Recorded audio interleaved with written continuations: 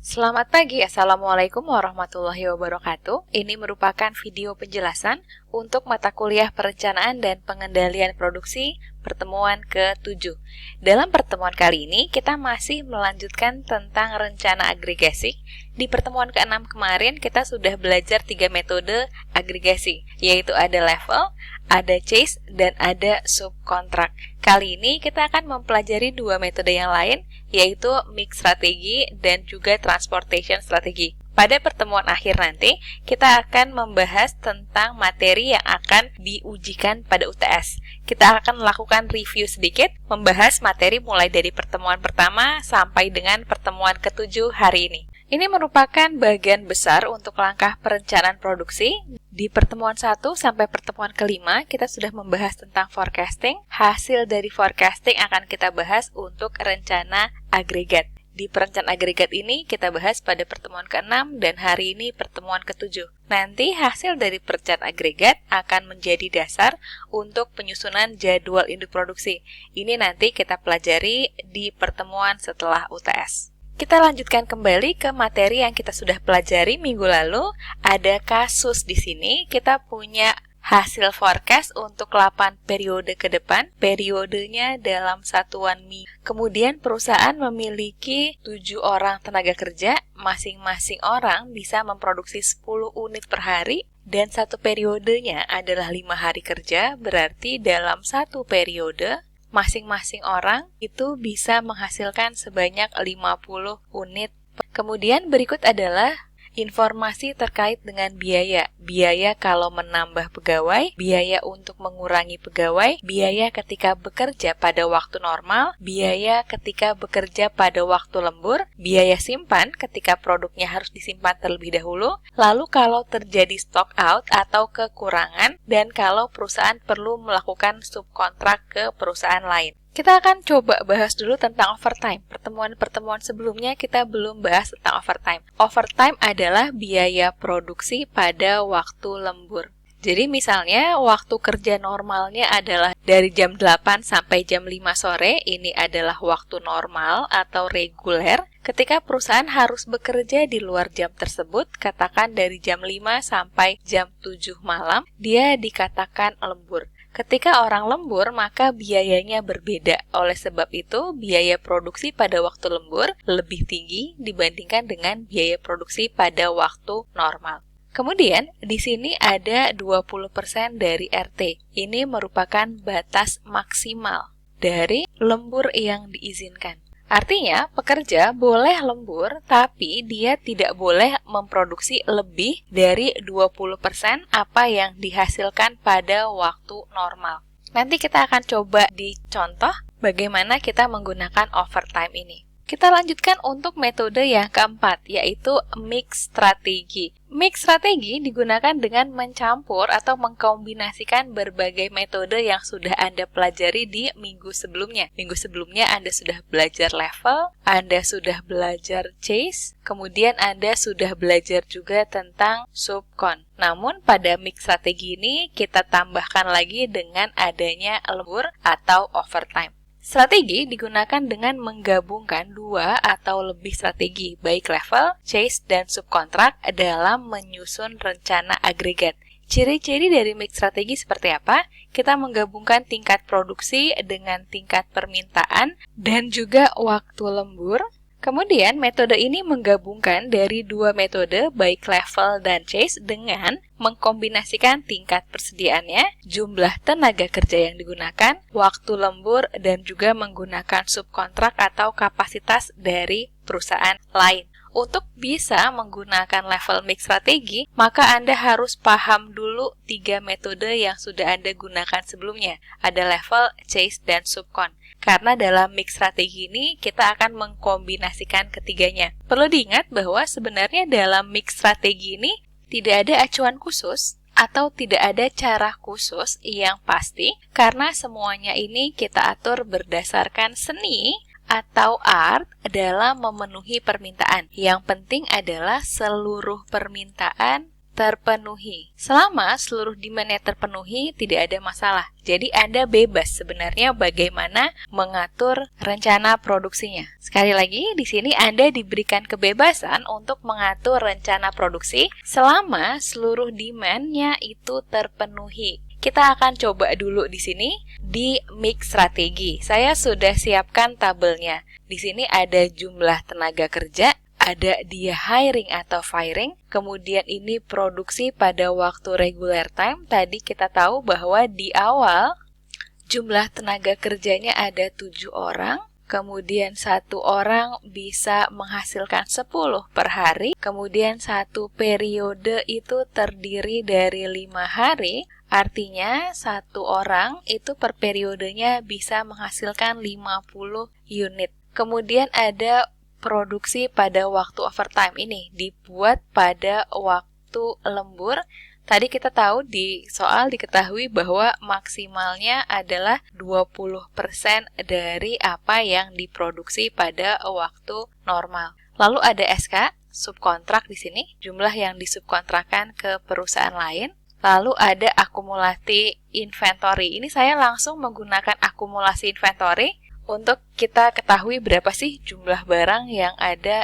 Tapi kalau Anda misalnya merasa kesulitan kalau harus langsung ke akumulasi inventory, ini ditambahkan lagi dengan kolom inventory juga boleh, bebas. Sekali lagi, mix strategi ini sangat membutuhkan strategi dan sangat membutuhkan seni atau art untuk kita mengakali gimana sih caranya supaya biaya produksi ini tuh bisa serendah mungkin.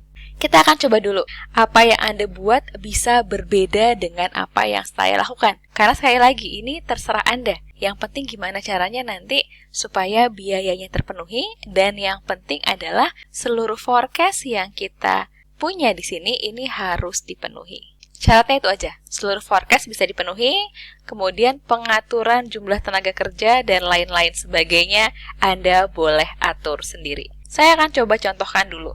Di sini misalnya tadi kita punya forecast-nya adalah 306. Satu orang itu bisa memproduksi 50 unit. Kalau saya hanya memiliki 6 orang, maka akan buat 300. Oh ya udah, saya mau tenaga kerjanya 6 aja. Tadi karena di awal ada tenaga kerjanya 7, berarti Anda harus melakukan firing 1 orang. Kalau saya punya 6 tenaga kerja, 1 tenaga kerjanya bisa memproduksi 50, maka jumlah produksi normal saya adalah 6 kali 50, 300. Masalahnya adalah 300 ini tidak memenuhi permintaan. Permintaannya 306, berarti kurang 6 unit, maka 6 unitnya saya buat overtime saja. Saya punya 2 pilihan sebenarnya, saya mau produksi di overtime atau saya mau di subkontrakan saja. Pilihannya yang mana? Kita lihat lagi, mana yang lebih murah sih? Mana yang lebih menguntungkan? Saya bikin menggunakan lembur 35.000 atau saya subkonkan 75.000. Tentu pilihannya lebih murah overtime. Sehingga saya namanya overtime saja. Di subkontrakan perlu? Tidak perlu karena permintaan sudah terpenuhi dari produksinya 300 dan overtime-nya 6. Totalnya 306, ini totalnya 306, forecast-nya 306, artinya habis. Tidak ada inventory. Kemudian saya masuk ke periode kedua. Periode kedua 357.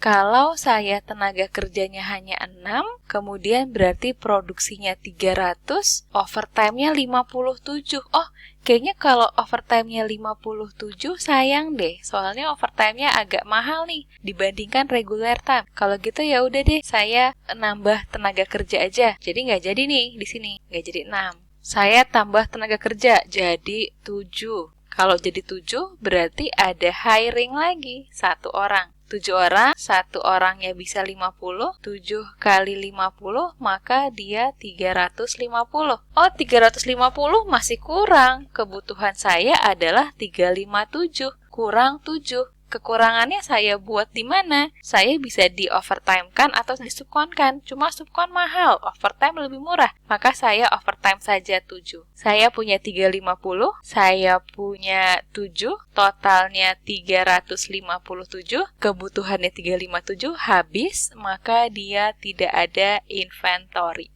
Kemudian di periode ketiga, lalu saya berpikir, oh cuma 316.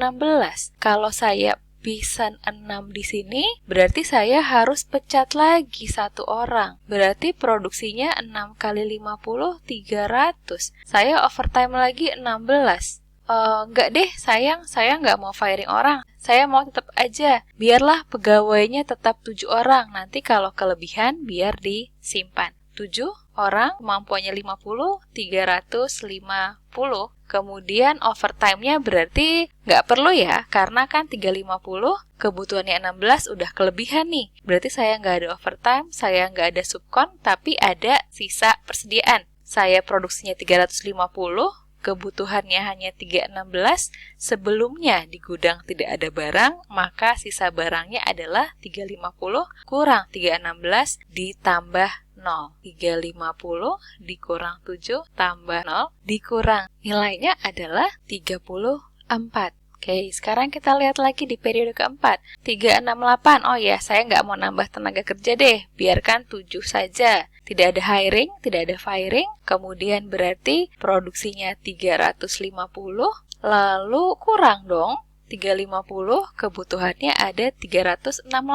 Kekurangan 18. Kekurangan 18, maka saya nggak perlu overtime, saya nggak perlu subkon, saya ambil aja barang di gudang. Berarti nilainya adalah ada sisa barang sebanyak 16. Lalu di periode kelima, saya juga nggak mau nambah orang, nggak mau ngurangin, 7 aja tetap. 7, tidak ada hiring, tidak ada firing, berarti produksinya adalah 350. Kebutuhannya 326, berarti cukup sudah lebih kan? Tidak perlu overtime, tidak perlu subkon. Sisa malahan 350, 326, sisa 24. Sebelumnya di gudang sudah ada 16. Berarti 16 ditambah 24 nilainya adalah 40. Kemudian di periode ke-6 juga, enggak lah saya nggak usah hiring-firing. Kemudian saya produksinya sesuai dengan jumlah tenaga kerja aja, 350. 350, kebutuhannya 379, nggak cukup. Saya perlu overtime nggak? Nggak perlu. Saya perlu subkon nggak? Nggak perlu. Kenapa? Saya masih punya barang di gudang sebanyak 40. Berarti 350, barang sebelumnya ada 40, saya punya barang 390.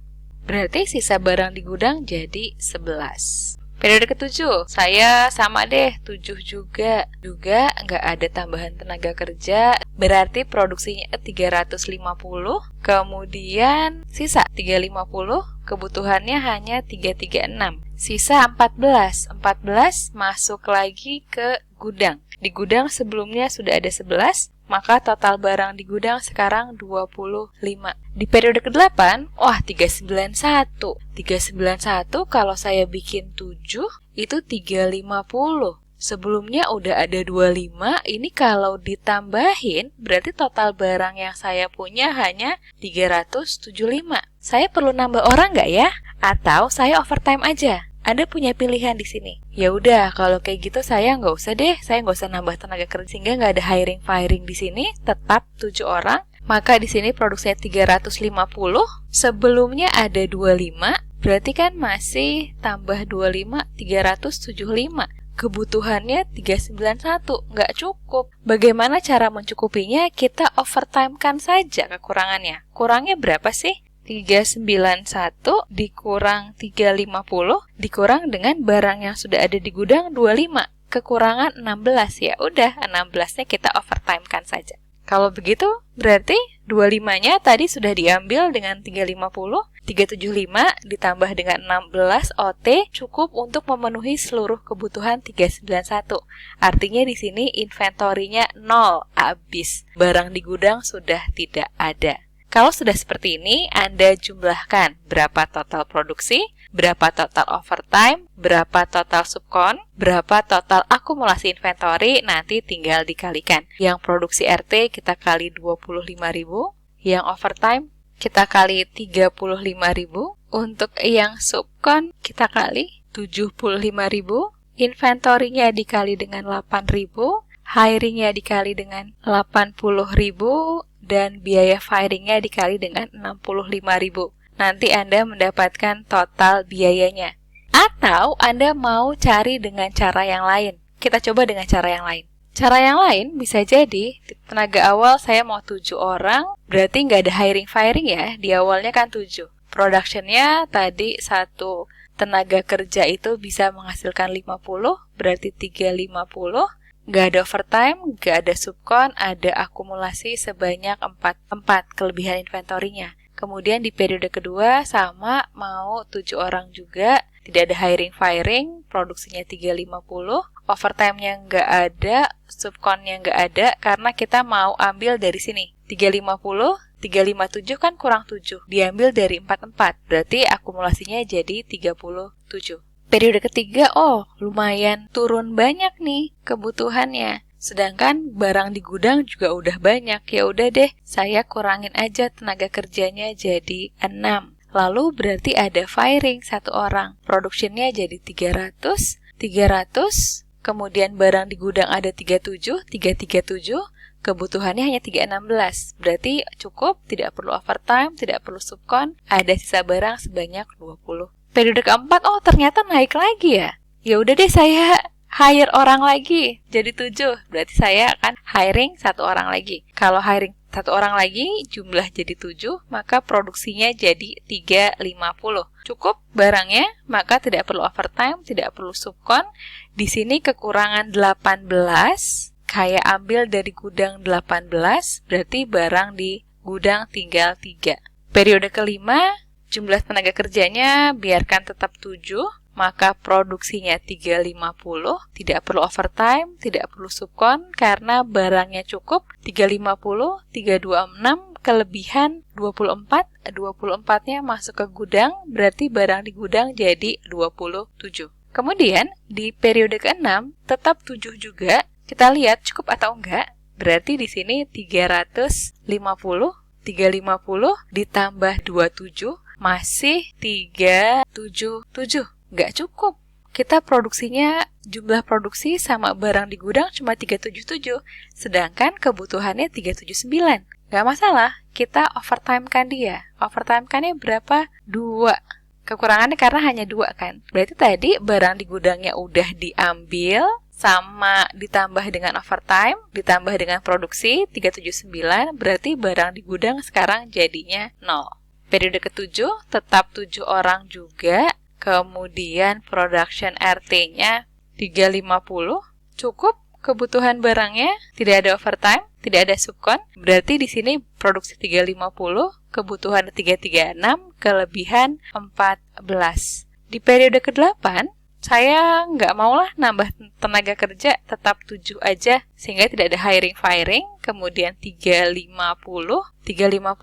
barang ada di gudang cuma 14. Berarti totalnya masih 364. Berarti di sini kita masih kekurangan 27 lagi. 27-nya mau diapain di sini? Atau saya bikin 27-nya saya overtime-kan semua, atau enggak deh, 25-nya saya overtime, 2-nya saya subkonkan. Bebas sebenarnya. Namun yang perlu Anda perhatikan adalah bagaimana cara Anda mengatur seluruh ini bisa memberikan total biaya yang paling rendah. Strateginya Anda bisa atur sendiri. Yang penting di sini adalah akumulasi inventory jangan sampai negatif. Nggak boleh negatif. Kenapa? Kalau negatif berarti ada permintaan yang tidak terpenuhi. Ini untuk mix strategi. Selanjutnya kita akan belajar tentang metode transportasi.